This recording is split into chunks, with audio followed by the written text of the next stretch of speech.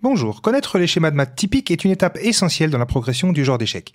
À force de s'entraîner à les reconnaître, on finit par être capable de les repérer instantanément dans nos parties, même en blitz. Aujourd'hui, nous allons nous intéresser aux maths d'Anastasie. Voici la position finale, qui est très reconnaissable. Le roi est en H7, où il a été en général attiré par un sacrifice de pièces lourdes, le plus souvent la dame. Il y a un cavalier en E7 qui empêche le roi de revenir en G8, et qui l'empêche également de venir en G6. La présence d'un pion en G7 complète le dispositif et forme une barrière, que je matérialise ici en rouge, qui empêche le roi de changer de colonne. Par conséquent, il n'y a plus qu'à placer une pièce lourde sur la colonne H, donc case H5, H4, et ainsi de suite, et évidemment pas H6, puisque la tour serait en prise sur cette case-là. Ce mat peut aussi être donné par la dame, évidemment. Je vais vous montrer dans cette vidéo qu'il ne suffit pas de connaître le tableau de maths final pour être en mesure de le placer correctement en partie. Il n'est pas rare en effet que le joueur qui attaque se trompe complètement dans son exécution, et j'ai trouvé une partie instructive à ce niveau-là. Vous verrez aussi que le thème peut surgir avec de jolies variations, même dans des positions où il semble impossible. Alors, comment parvenir à ce mat ? Pour le comprendre, regardons la fin d'une partie jouée au championnat d'Europe des moins de 20 ans chez les filles en 2002 à Bakou. De manière surprenante, les Blancs ont réussi à placer le mat d'Anastasie dans cette position sans que les Noirs n'opposent la moindre résistance, alors que la joueuse qui défendait était quand même classée à plus de 2000 élos. C'est à se demander si elle connaissait vraiment le schéma de maths. Si vous avez compris le tableau final, vous parviendrez sans peine à trouver comment l'obtenir, j'en suis sûr. Vous pouvez donc mettre la vidéo sur pause si vous voulez. Il s'agit de trouver un mat en 2 coups. Et maintenant, je vais donner la solution, mais avant, il faut analyser la position et voir pourquoi tous les voyants sont ouverts. On a la présence de pièces lourdes à proximité du roi, et le roi noir n'a plus que ses 3 pions pour le défendre. Il y a aussi la présence du cavalier E7, donc ça doit vraiment être un indice qui clignote et qui doit vous faire penser au mat d'Anastasie. Comment ce cavalier est-il venu ici ? Eh bien, il est venu de la case D5. Et là, on a vraiment un lien étroit entre stratégie et tactique, puisque la case D5 est une case forte, et quand on obtient une case forte dans le territoire adverse, souvent, ça nous permet de bondir en attaque au bon moment, ce qui s'est passé dans cette partie. Tout est prêt pour l'attaque finale, par conséquent, les Blancs ici ont joué dame prend H7 échec, puisque la seule chose qui manquait pour placer le mat d'Anastasie, c'était l'ouverture de la colonne H, ce qui est fait désormais. La tour n'a plus qu'à venir en H3 pour donner échec et mat. Il y avait quand même une chose essentielle à vérifier avant de se lancer, j'espère que vous l'avez fait. Plusieurs choses essentielles. Il fallait vérifier que la tour, à la fin, ne pourra pas être prise quand elle fera échec, ce qui est le cas ici grâce au pion F5, autrement le fou aurait pu prendre la tour au dernier moment. Il faut aussi s'assurer que les noirs ne peuvent mettre aucune pièce en H6 à ce moment de la variante. Même s'il n'y avait que la dame noire qui pouvait venir en H6, ce serait suffisant puisque les blancs ont sacrifié leur dame en H7. Enfin, ça semble évident, mais il faut vraiment s'en assurer, parce que quand on est en crise de temps, ça peut être des détails qui nous échappent. Quand on sacrifie la dame en H7, il faut bien s'assurer qu'il n'y a que le roi qui peut reprendre la dame. Pourquoi je parle de tout ça ? Parce que des fois, des joueurs oublient de vérifier tous ces éléments. Je vais vous le montrer à travers un deuxième exemple. C'est un exemple tragicomique tiré d'une partie jouée en 2010 entre un 1600 Elo et un 2000 Elo. Vous allez comprendre pourquoi c'est un cas amusant. Dans cette position, les blancs ont joué tour prend H7 échec. Que pensez-vous de ce coup ? Mettez pause si vous voulez vous faire une opinion. Les noirs ont 2 solutions. Reprendre avec le roi ou reprendre avec la dame.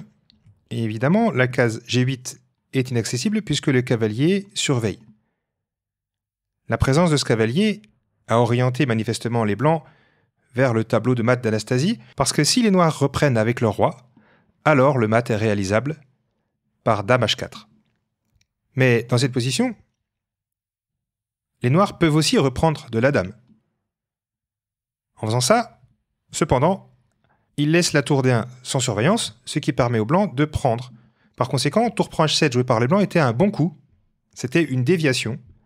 qui tordait au passage un gros piège, les blancs ont un pion de plus. Et après tour E8, dame D6, les blancs tendent un nouveau piège. On a l'impression que les noirs gagnent du matériel avec tour D8 parce que ça ferait comme une enfilade, étant donné que la tour est protégée par le cavalier, mais sur tour D8, on peut simplement sacrifier la dame, puisqu'après cavalier prend, tour prend, les noirs sont obligés de jouer dame G8 pour parer le mat. Autrement dit, on récupère le matériel avec intérêt. Donc après dame D6, les noirs ont préféré jouer dame E4. Et tour D5 tend un gros piège, encore une fois. C'est une grosse menace qui est tour H5. Et pour parer le mat d'Anastasie, les noirs seraient obligés dans ce cas-là de jouer dame H7, ce qui donnerait la dame. Les noirs l'ont vu et ils ont joué cavalier F4. Très bon coup qui contrôle la case H5, par conséquent la tour ne peut plus venir faire échec ici. Et là, les blancs se sont dit qu'il suffisait de supprimer le défenseur de cette case pour pouvoir jouer tour H5 ensuite. Donc ils ont joué dame prend F4, en pensant sans doute jouer un coup brillant. Mais là, les noirs ont simplement pris la dame, et ils se sont rendus compte avec horreur qu'après tour H5 échec, les noirs ont une défense. Je pense que vous l'avez vu, cette défense c'est dame H6 tout simplement. Les noirs rendent la dame étant donné qu'ils ont déjà gagné du matériel, et après tour prend H6, G prend H6, si on fait les comptes, les noirs ont gagné une qualité. Et pour la qualité, les blancs n'ont qu'un pion. Les noirs ont fini par gagner cette partie. Cet exemple me semblait instructif car il prouve que si on connaît juste le tableau final, sans vérifier à chaque étape qu'on peut réellement l'obtenir, alors on peut vraiment commettre de lourdes erreurs. Encore une fois, jouer aux échecs, ce n'est pas réciter ce qu'on connaît, c'est être capable de voir si ce qu'on a appris dans une situation précise fonctionne dans une autre situation, en l'occurrence nos propres parties. On est ici au cœur du processus de créativité. Pour terminer, je vais vous montrer un exemple plus compliqué où un joueur illustre, dans ses jeunes années, a placé le mat d'Anastasie. Je retourne ici l'échiquier, puisque le camp qui place le mat d'Anastasie, ici, c'est le camp des noirs. Le joueur qui avait les pièces noires dans cette position n'est autre que Magnus Carlsen. Il disputait alors le championnat du monde des moins de 14 ans. Il avait alors déjà 2450 Elo. Dans cette position, quelques ingrédients font penser au mat d'Anastasie, en premier lieu la présence du cavalier ici, mais on a l'impression que la tour ne peut pas venir faire échec et mat en H4. Magnus Carlsen a rapidement résolu ce problème. À vous de chercher comment. Donc vous pouvez mettre pause. Et je vais donner la solution qui est spectaculaire, mais tout à fait logique, puisqu'elle permet la réalisation de l'objectif qui est de donner un accès à cette case pour la tour. Pour ça, il suffit de sacrifier la dame en jouant dame H5 échec. La prise est obligatoire. Et maintenant, la tour peut donner échec et mat. Évidemment, les blancs ont abandonné au moment de dame H5 échec. Voilà, donc ça sera tout pour cette vidéo.